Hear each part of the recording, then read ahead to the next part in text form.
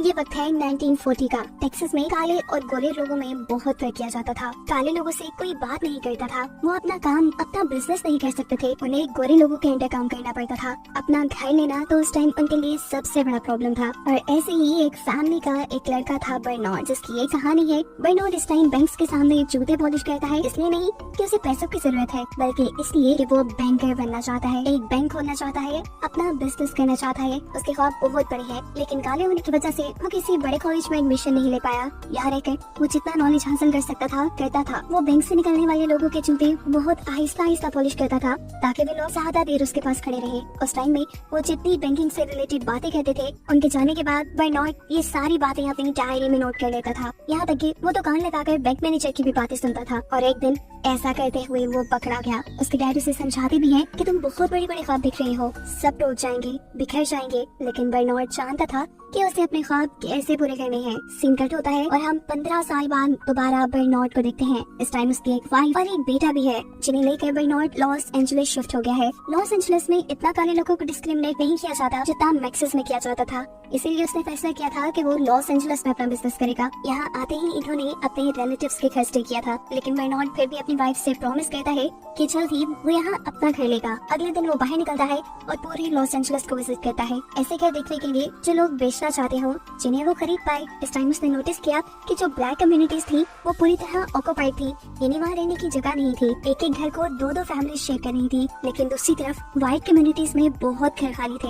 ये नोटिस करते हुए उसे एक बिजनेस आइडिया आता है। वो सोचता है कि इसके लिए बहुत अच्छी अपॉर्चुनिटी है कि अगर वो व्हाइट कम्युनिटी में घर खरीद कर ब्लैक लोगों को सेल कर दे। वो यहाँ एक बिल्डिंग देखता है जिसके अंदर बहुत से अपार्टमेंट्स थे। उसकी हालत बहुत ज्यादा खराब थी क्योंकि वहाँ कोई रहता जो नहीं था, इसीलिए बर्नार्ड जाकर इस बिल्डिंग के ओनर से मिलता है। वो उनसे कहता है, आपकी जो प्रॉपर्टी है वो इतनी बेकार पड़ी है, आपको कोई फायदा नहीं दे रही, आप उसे बेच क्यों नहीं देते? अगर आप उसे बेचना चाहें तो मैं उसे अच्छे दामों खरीद सकता हूँ। उस बिल्डिंग के लिए मैं आपको $35,000 देने के लिए तैयार हूँ। $30,000 अभी कैश में और बाकी $5,000 तब जब उस बिल्डिंग के सभी अपार्टमेंट्स किराए पे चले जाएंगे। आइडिया तो बर्नार्ड का कमाल का था, लेकिन यह आदमी रिस्की बिजनेस नहीं करना चाहता था। इन्हीं बातों के दौरान उसकी नजर पड़ती है इस आदमी के पास रखे हुए कैलेंडर पे, जो उसे एक बैंक मैनेजर ने दिया था। उसे देखते हुए बर्नार्ड इस आदमी को गुड बाय कहता है और यहाँ से बैंक में चला जाता है। बैंक में उसे कैलेंडर भेजने वाले मैनेजर से मिला था, लेकिन मैनेजर की सेक्रेटरी को क्योंकि काले लोग नहीं पसंद थे, इसलिए वो बर्नार्ड की मीटिंग मैनेजर के साथ रखती ही नहीं। रिजल्ट में बर्नार्ड को घंटों बैंक के बाहर खड़े होकर मैनेजर के आने का वेट करना पड़ता है। मैनेजर के बाहर निकलते ही वो मैनेजर को रोक चुका था। वो मैनेजर से कहता है कि मैं आपके बहुत ही पोटेंशियल कस्टमर को जानता हूँ, मुझे उनके साथ बिजनेस करना है। अगर आप मुझे लोन दे, इससे आपके कस्टमर को फायदा होगा और ऐसे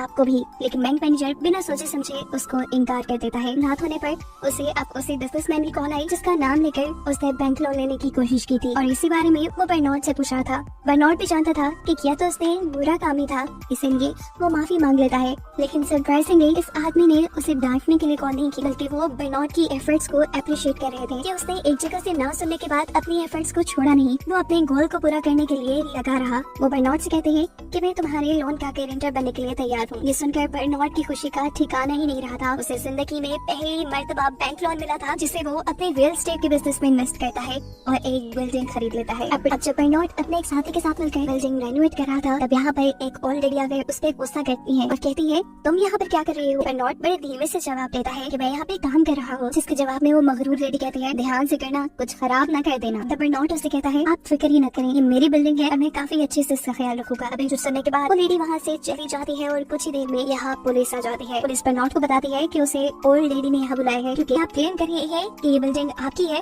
हालांकि आप जानते हैं कि ये व्हाइट लोगों की कम्युनिटी है।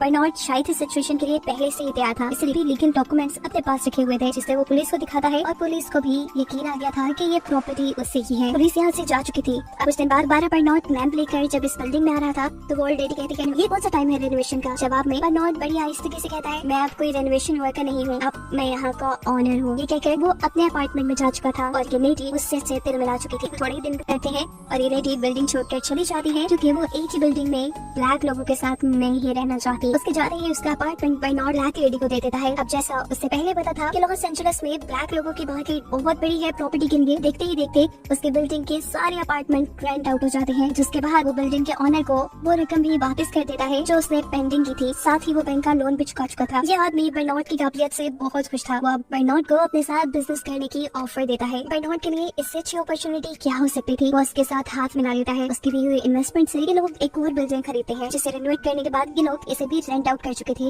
रियल एस्टेट मार्केट में फ्रंट पेज सबको बर्नार्ड का बिजनेस पार्टनर नजर आता था, जो कि एक वाइट मैन था। ऐसे ने बिजनेस करने में कोई प्रॉब्लम नहीं हो रही थी और जितना प्रॉफिट आता था ये लोग उसे आधा आधा बांट लेते थे। इस मेहनत के बाद उसने अपने अपार्टमेंट के साथ साथ अपना एक महल नुमा शानदार घर भी खरीद लिया, जहाँ वो अपनी फैमिली के साथ शिफ्ट हो चुका था। लेकिन हर चीज हमेशा ठीक चलती रहे इस दुनिया में ये तो हो ही नहीं सकता। चैलेंजेस उसकी जिंदगी पे भी खत्म नहीं हुए थे। कुछ सालों बाद बर्नार्ड का बिजनेस पार्टनर मर जाता है। बर्नार्ड की कंपनी में जितने उसके शेयर्स थे वो चले जाते हैं सारे उसकी वाइफ के पास। लेकिन उसकी वाइफ भी यहाँ रहने वाले बाकी लोगों की तरह ब्लैक लोगों को पसंद नहीं करती थी। वो बर्नार्ड के साथ अब और काम नहीं करना चाहती थी। वो बर्नार्ड से कहती है कि तुम अपने सारे के सारे शेयर्स मुझे सस्ते दामों बेच दो, नहीं तो मैं तुम्हें सू कर दूंगी। बर्नार्ड ये बात अच्छे से जानता था कि जिस तरह ब्लैक लोगों की डिस्क्रिमिनेशन यहाँ पे चलती है, जज भी जरूर उसी लेडी का साथ देंगे। लेकिन फिर भी अपनी बेइज्जती का बदलाव वो लेना चाहता था, इसीलिए वो शेयर्स बेचने से मना कर देता है। अब चाहे ये मामला कोर्ट तक चला जाए। ये केस जीतने के लिए अब बर्नार्ड को किसी ऐसे आदमी की जरूरत थी जो बर्नार्ड और उसके बिजनेस पार्टनर के दरमियान में हुई बिजनेस डील के बारे में जानता हो। तब उसे याद आता है वही बैंक मैनेजर जिससे उसने लोन लिया था। वो फौरन बैंक मैनेजर से मिलने के लिए जाता है, लेकिन देखता है कि पहले ही बिजनेसमैन की विडो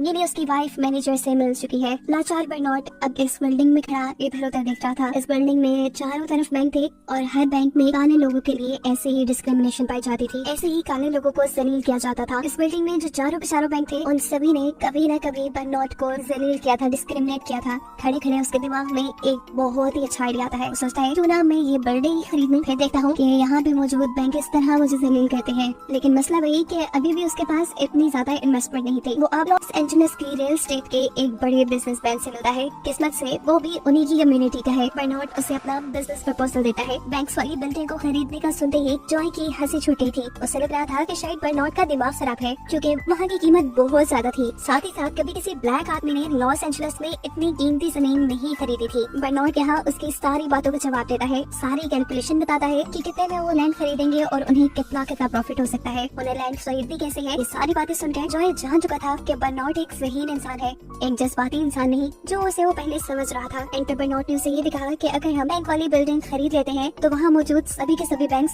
हमारे लिए काम करेंगे, नहीं फिर हमें फेवर्स देनी ही पड़ेंगी।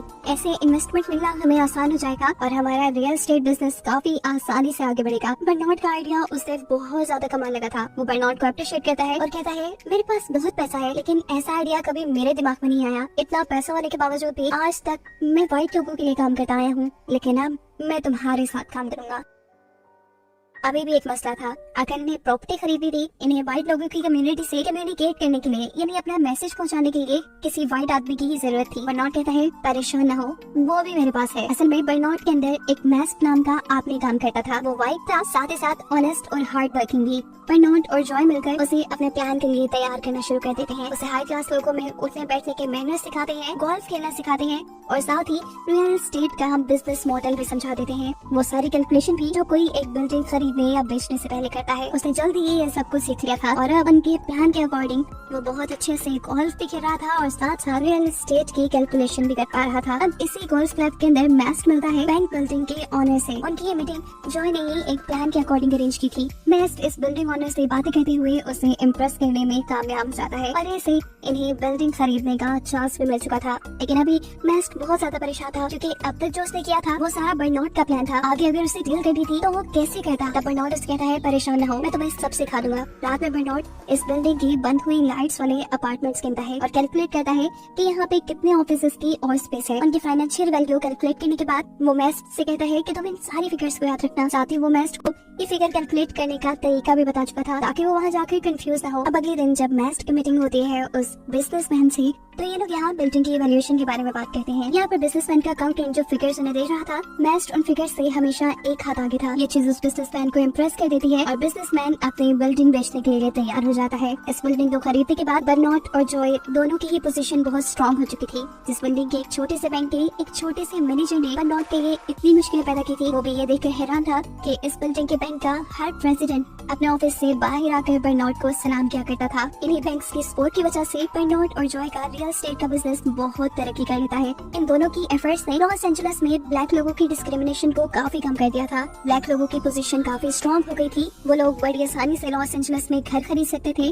और अब तो उनके लिए बिजनेस अपॉर्चुनिटीज भी बहुत बढ़ गई थी। लोग उनके साथ मिलकर काम करना पसंद करने लगे थे। बहुत सी बिल्डिंग्स ऐसी बन गई थी जिसमें ब्लैक और व्हाइट लोग एक साथ रहते थे। यहाँ तक कि बर्नार्ड और जॉय अपने बिजनेस में इतनी तरक्की कर लेते हैं कि शहर के वाइट प्रेसिडेंट भी खुद इनके साथ आकर पिक्चर उतरवाते हैं। इतनी तरक्की करने के बाद, कामयाब होने के बाद बर्नार्ड अपने पेरेंट्स से मिलने के लिए वापस टेक्सास जाता है, जहाँ अब उसके डैड उसके ऊपर फख्र करते थे। बर्नार्ड अपने बेटे को इस शहर घुमाता है और उस बैंक के पास भी लेकर जाता है जिसके सामने बैठकर वो बूट पॉलिश किया करता था। वहाँ आज भी एक बच्चा बूट पॉलिश कर रहा था, लेकिन बर्नार्ड देखता है कि वो बच्चा ब्लैक लोगों के बूट पॉलिश नहीं कर रहा, सिर्फ व्हाइट लोगों के बूट पॉलिश कर रहा है, क्योंकि यहाँ व्हाइट लोगों की इज्जत है। आज भी यहाँ ब्लैक लोगों को डिस्क्रिमिनेट होते, जलील होते देखकर उसको दिल से बहुत दुख हुआ और अब उसने दिल में सोच लिया था कि वो इस डिस्क्रिमिनेशन को खत्म करने के लिए, ब्लैक लोगों के हक में आवाज उठाने के लिए काम करेगा। वो अब अपने बिजनेस पार्टनर जॉय के पास जाता है और उसे टेक्सास की बैंक बिल्डिंग खरीदने को कहता है। पहले जॉय को लगा कि बर्नार्ड का दिमाग खराब हो गया है, लेकिन जब बर्नार्ड उसे दलीलें देता है कि ये खरीद के उन्हें कितने फायदे होंगे, तो जॉय भी उसे खरीदने के लिए मान चुका था। हमेशा की तरह इन्हें व्हाइट लोगों से डील करने के लिए किसी व्हाइट इंसान की जरूरत थी, जिसके लिए ये मैस्ट को सिलेक्ट करते हैं। मैस्ट वहाँ जाकर बिल्डिंग के ऑनर से बात करता है, जहाँ हमें पता चलता है कि इस बिल्डिंग के दो ऑनर हैं, एक सीनियर और एक जूनियर। सीनियर को ये बिल्डिंग देने में कोई एतराज नहीं था, लेकिन जूनियर ऑनर को कहीं ना कहीं गड़बड़ी फील हो रही थी और वो बाकी अथॉरिटीज के हुक्म के आगे ज्यादा कुछ नहीं कर पाता। बैंक की बिल्डिंग खरीदने के बाद ये लोग यहाँ का बैंक भी खरीद लेते हैं और यहाँ पर रहने वाले ब्लैक लोगों को बड़ी आसान एक साथ पे कर्जे देना शुरू कर देते हैं, ताकि वो यहाँ पर अपनी प्रॉपर्टी खरीद सके, अपना बिजनेस कर सके और व्हाइट लोगों की तरह ही कामयाब हो पाए। सब कुछ बिल्कुल ठीक चल रहा था, लेकिन सिर्फ तब तक जब तक जूनियर अपने बैंक के लोन्स की डिटेल्स देखना शुरू नहीं करता। जब बैंक की डिटेल्स उसकी आंखों के सामने आती हैं, तो वो ये देखकर शॉक हो चुका था कि सारे के सारे लोन सिर्फ ब्लैक लोगों को दिए जा रहे थे। वो अब मैस्ट के जरिए बर्नार्ड और जॉय से मिल लेता है और उन्हें धमकी देता है कि तुमने जो किया वो अच्छा नहीं किया। जो लोन तुमने पास किए हैं उसके जुर्म में तुम्हें गिरफ्तार भी किया जा सकता है, क्योंकि वो सब के सब बाइस्ड है, तुम्हारे फायदे के लिए है। वो इन्हें यहाँ धमकी भी दे गया था कि अगले 1 महीने में फेडरल डिपार्टमेंट वाले उनके बैंक को चेक करने के लिए आएंगे और अगर कुछ भी गड़बड़ी निकली तो उन्हें जेल जाना पड़ेगा। ये खबर सुनकर ये तीनों ही डर चुके थे। इन्हें समझ नहीं आ रहा था कि ये इस मुसीबत से निकले कैसे। तब मैस्ट इन्हें आइडिया देता है कि हमें एक और बैंक खरीद लेना चाहिए, उस बैंक को मैं चलाऊंगा और ये सारे लोन हम वहाँ ट्रांसफर कर देंगे। ये आइडिया बहुत ज्यादा अच्छा नहीं था, लेकिन फिलहाल कोई दूसरा ऑप्शन न होने की वजह से इन्हें यही करना पड़ा। मैस्ट अपना बैंक चलाना शुरू कर देता है और उसका लॉयर बगैर सोचे समझे बहुत से लोन डॉक्यूमेंट्स पे साइन कर देता है। मैस्ट अब इस बैंक को अपने और बर्नार्ड के अकॉर्डिंग चला रहा था, लेकिन मसला तब पैदा होता है जब इन्हें पता चलता है कि फेडरल गवर्नमेंट के लोग उनके बैंक की इंस्पेक्शन के लिए भी आ रही हैं और ये सब गेम खेली थी असल में जूनियर ने। मैस्ट बहुत ज्यादा घबराया हुआ था। बर्नार्ड उसे रिलैक्स करने के लिए यहाँ वर्कर जैसे कपड़े पहनकर पहुंच जाता है और इंस्पेक्शन टीम की बातें सुनता है। उसे पता चलता है कि लॉयर ने यहाँ पे बहुत सारी गलतियाँ की हुई थी। उसने बहुत से ऐसे लोन अप्रूव किए हुए थे जिसका कोई लीगल रीजन बनता ही नहीं था और ऐसे अब उनके बैंक का लाइसेंस जब्त कर लिया जाता है। बर्नार्ड उनके जाने के बाद ये सारे डॉक्यूमेंट चेक करता है और उससे पूछता है कि इतनी बड़ी बड़ी गलतियाँ कैसे हो गई, तुम्हारा लॉयर अंधा था क्या? और तब मैस्ट उसे बताता है कि ये लॉयर उसे जूनियर ने ही सिलेक्ट करके दिया था। यानी सारी गेम शुरू से एंड तक जूनियर ही खेल रहा था और उसने मैस्ट को अपने गेम के लिए यूज किया। वो सिर्फ बर्नार्ड और जॉय को मजा चखाना चाहता था। अब इनके पास सिर्फ यही ऑप्शन था कि ये लोग इस बैंक को छोड़ दे और कहीं और शिफ्ट हो जाए, लेकिन मैस्ट को अपना ये बैंक नहीं छोड़ना था। इसीलिए बर्नार्ड की बात ना मानते हुए वो यहाँ एक चाल चलता है अपने ही साथी बर्नार्ड और जॉय के खिलाफ, जिसकी इस चाल के बारे में जॉय को खबर भी हो जाती है। वो बर्नार्ड को लेकर जल्दी से बैंक में जाता है। वो बैंक में आते ही मैस्ट से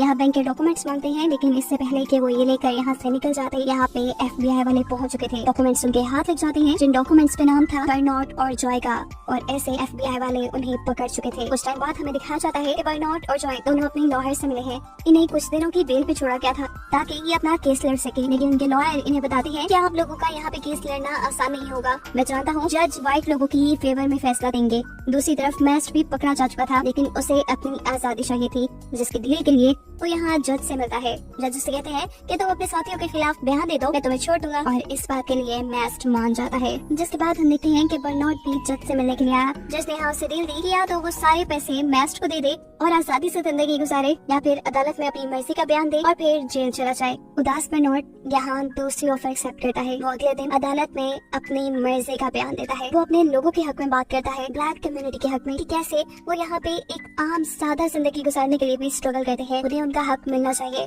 और ये बयान देने के बाद वो जेल जा चुका था। उसने अपनी कम्युनिटी के लिए अपना सब कुछ गवा दिया। इनका बैंक दोबारा जूनियर को मिल गया, वो भी कोड़ियों के भाव। मैस्ट क्योंकि व्हाइट कम्युनिटी से ताल्लुक रखता था, इसीलिए उसे किसी जुर्म में भी पकड़ा नहीं गया। जिसके बाद कहानी यहाँ से बहुत साल आगे बढ़ गई। आज वो दिन था जब बर्नार्ड और जॉय दोनों को जेल से बाहर निकलना था। बर्नार्ड को लेने के लिए उसकी वाइफ आई थी। हम देखते हैं कि अनएक्सपेक्टेडली बर्नार्ड जेल से निकलने के बाद ऐसे खुश है जैसे उसने लाइफ में कुछ खोया ही ना हो, उसके साथ कुछ बुरा ही ना हुआ हो। तब जॉय बर्नार्ड की वाइफ को हकीकत बताता है कि इन्होंने असल में अपनी कोई प्रॉपर्टी खोई ही नहीं। बर्नार्ड की वाइफ हैरानी से पूछती है, ये सब तुम लोगों ने कैसे किया? बर्नार्ड बताता है कि अदालत जाने से एक रात पहले उन्हें मैस्ट की कॉल आई थी। मैस्ट ने जो उनके खिलाफ बयान दे दिया था, वो उसके लिए माफी मांगना चाहता था और माफ करने के बदले मैंने उससे बस एक फेवर मांगी कि तुम हमारी सारी प्रॉपर्टी बेच के उन पैसों को कहीं और इन्वेस्ट कर दो। उसने बिल्कुल हमारे अकॉर्डिंग काम किया और अब हमारे पास पहले से भी बड़ा रियल एस्टेट का सेटअप है, जिसे अब वो पूरी जिंदगी के लिए चलाएंगे। इनकी लाइफ अब दोबारा से पहले जैसी नॉर्मल होने वाली थी, जिसे दिखाते हुए ये कहानी यहाँ खत्म हो जाती है।